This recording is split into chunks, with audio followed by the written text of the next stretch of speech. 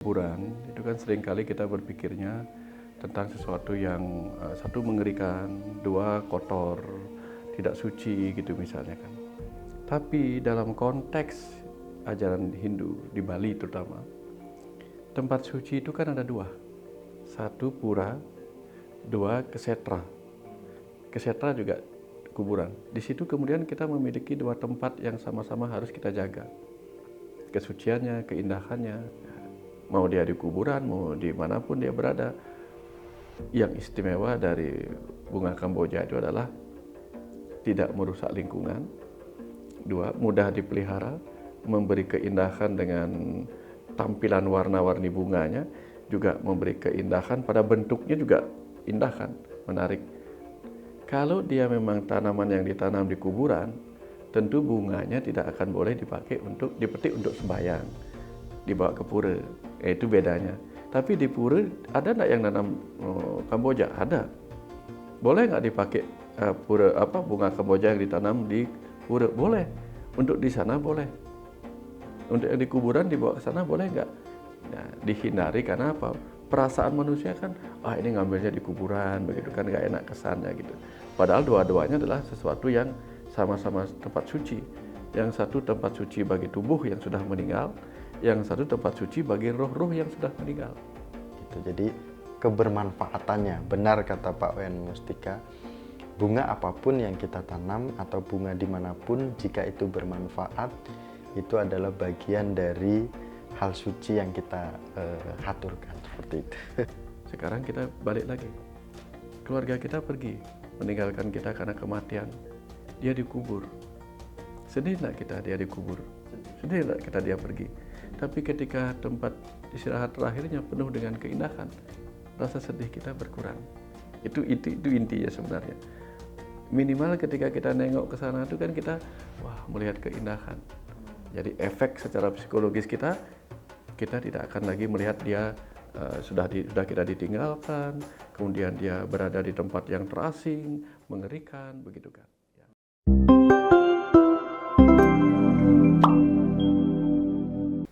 Om Swastiastu, Rahayu pemirsa Hindu Channel. Dalam kegiatan sehari-hari kita melakukan persembahyangan, kebutuhan ritual, tidak terlepas oleh sarana bunga. Di Hindu Channel pernah menjelaskan tentang makna-makna bunga, kemudian simbol-simbol bunga, bentuk sebagai cahaya, manifestasi Tuhan, itu kita sudah jelaskan. Namun ada yang penasaran lagi, coba Mas Miko tanyakan kenapa kita menggunakan bunga Kamboja atau bunga Jepun, karena kita pahami bahwa ada juga bunga-bunga yang ada di pemakaman atau di kuburan. Nah, bagaimana dengan bunga Jepun? Apakah bunga memang khusus untuk ritual atau sebenarnya itu memang juga untuk ritual kematian atau berada di makam atau pemakaman atau di kuburan seperti itu? Nah, mohon dipertanyakan. Dan hari ini kita datangkan Pak Wayan Mustika sebagai guru kita untuk menjelaskan tentang hal tersebut. Om Swastiastu, Pak Wayan. Ayo sehat-sehat selalu Pak Wayan Mustika. Banyak yang sudah disampaikan di Hindu Channel, namun tumbuh banyak pertanyaan. Salah satunya bunga Jepun. Kalau Bali, kalau di luar Bali kita bilangnya bunga Kamboja. Bagaimana kita mengenal bunga Jepun yang dikaitkan dengan bunga kuburan seperti itu, Pak Wayan? Monggo. Pertama, ketika kita bicara kuburan, itu kan seringkali kita berpikirnya tentang sesuatu yang satu mengerikan, dua kotor, tidak suci gitu misalnya kan. Tapi dalam konteks ajaran Hindu di Bali terutama, tempat suci itu kan ada dua. Satu pura, dua kesetra. Kesetra juga kuburan. Nah, makanya Kuru Kesetra, tempat sucinya bangsa Kuru, tempat di mana para kesatria berperang dan mati di situ. Kesetra itu disebut tempat suci. Nah, dalam konteks kita melihat kedua-duanya tempat suci, maka tidak ada yang kita sebut tempat yang ternoda.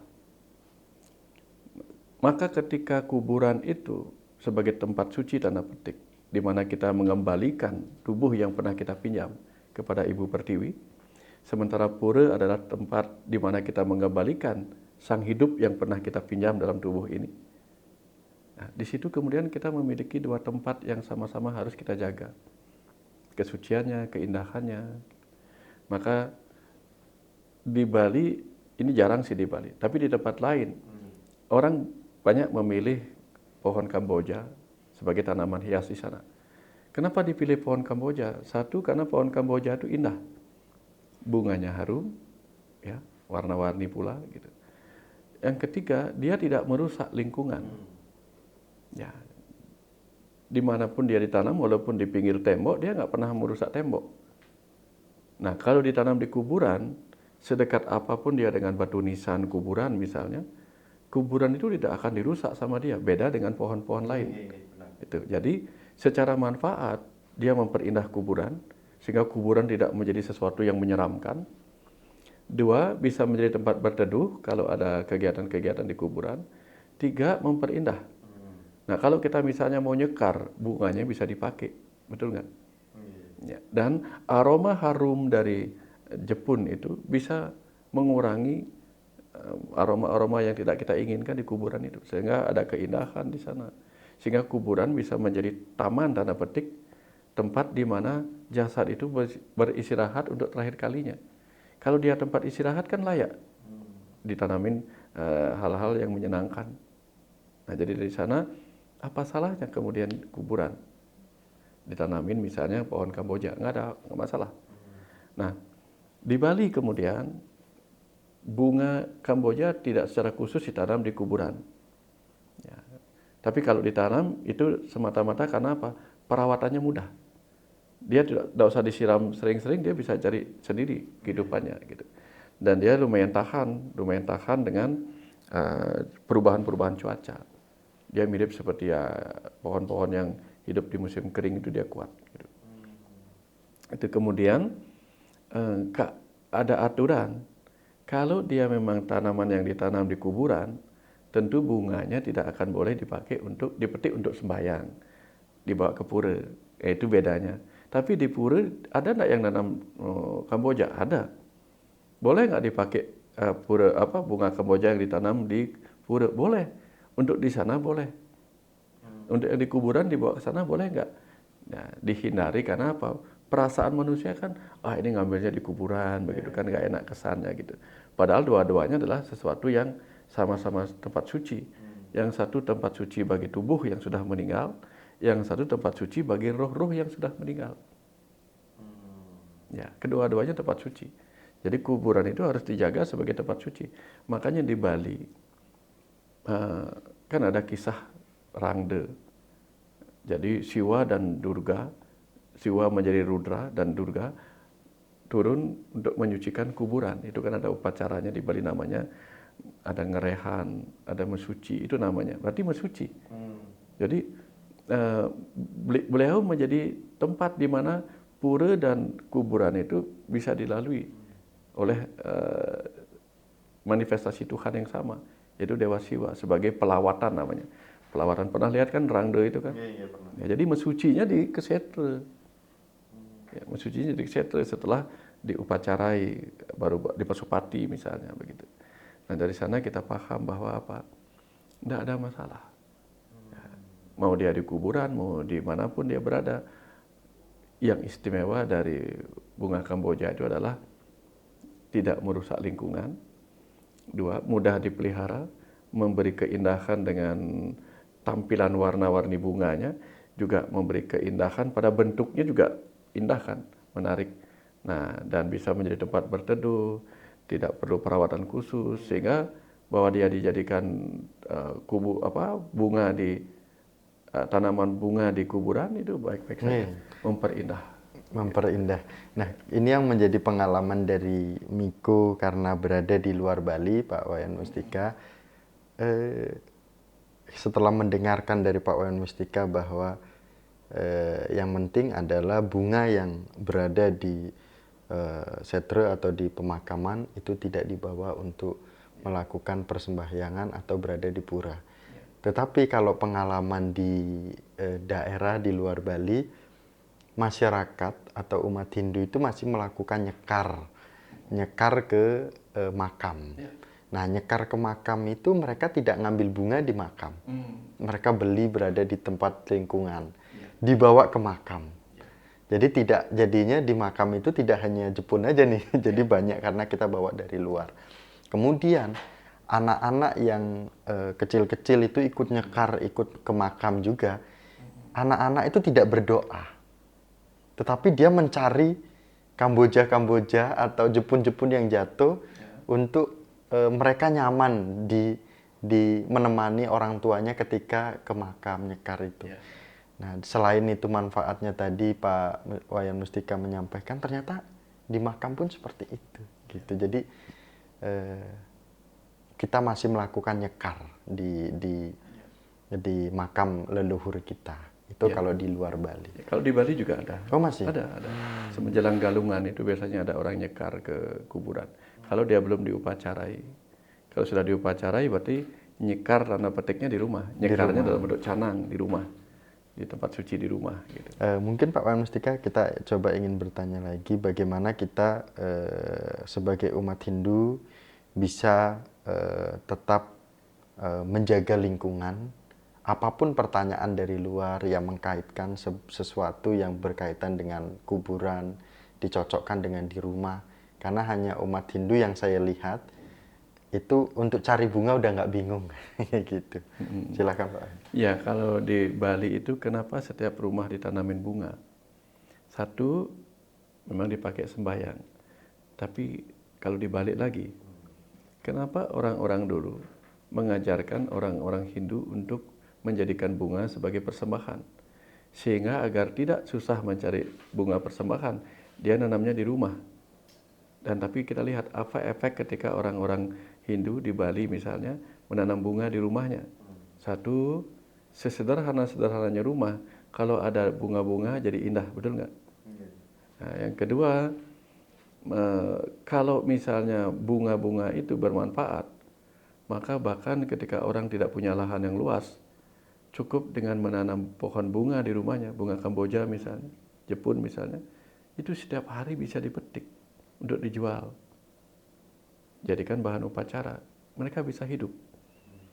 Ada kisah tentang seorang keluarga di Bali, di daerah Bali Tengah.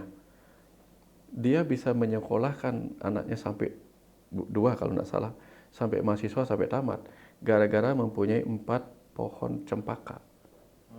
Jadi pohon cempaka itu berbunga, bunganya itu kan bisa naik turun tuh harganya, tapi nggak terlalu murah, lumayan. Jadi setiap dibutuhkan dia dapat menjual bunga cempaka itu lumayan. Nah, itu aja yang dipakai untuk menghidupi keluarga dan menyekolahkan anaknya. Nah, dari sini kita paham ternyata bunga-bunga itu dipakai untuk bantuan ekonomi juga bagi masyarakat yang beragama Hindu karena dia membutuhkan itu. Nah, dengan membuat rumahnya penuh keindahan, memberi manfaat ekonomi, kemudian pohonnya memberi oksigenasi, itu menyebabkan umat Hindu secara tanpa sengaja sudah langsung menjalankan konsep Trihita-karana, harmonis dengan lingkungannya. Itu konsepnya. Nah, ketika dia misalnya orang Bali, kalau orang Bali kan jarang menanam Kamboja di kuburan. Kalau bekas kuburan biasanya ditanamnya apa? Bekas galian kuburan ditanamnya pohon yang kuning itu ya, kuning bercak biru-biru, hijau-hijau. Pisang malah. Oh, pisang. Pisang supaya menyerap. Nah, selain itu, kalau dia tanam pohon Kamboja, Kamboja itu mempunyai zat yang bisa menghancurkan sisa-sisa yang dikubur itu untuk dijadikan pupuk oleh dia. Jadi itu konsep di mana materi-materi yang membusuk itu digunakan oleh nutrisinya oleh bunga Kamboja sehingga mempercepat penghancuran. Jadi proses itu. Nah, dalam konteks cerita yang lain, ada yang mengkaitkan narasi ini, mengkaitkan tentang apa? Raden Brawijaya V. Ketika beliau moksa, konon dalam narasi itu rohnya lahir kembali tapi tidak dalam bentuk tubuh lain. Dia lahir sebagai pohon Kamboja. Nah, ada cerita seperti itu gitu. Nah, jadi yang perlu kita renungkan bukan ceritanya benar apa tidak, tapi apa manfaat dari bunga Kamboja itu bagi lingkungan, bagi kebutuhan ekonomi, juga bagi keindahan, menjadikannya taman sehingga orang-orang datang ke tempat suci senang melihat keindahan pohon Kamboja di tempat suci. Kalau orang pergi ke kuburan juga senang. Sehingga kalau orang senang datang ke kuburan karena keindahan itu, kesedihan setidak-tidaknya berkurang. Kesedihan oleh kehilangan. Ya, dia tidak pergi ke tempat yang mengerikan, tapi dia juga pergi ke tempat yang indah. Kalau tempat yang indah itu dipenuhi oleh cahaya-cahaya yang ditangkap oleh bunga-bunga itu, kebayang enggak? Tempat yang penuh bunga-bunga yang menangkap cahaya, boleh nggak cahaya disebut dengan suar? Mercusuar, suar kan? Maka tempat yang penuh keindahan, walaupun kita sebut kuburan, itu menjadi surga, betul nggak?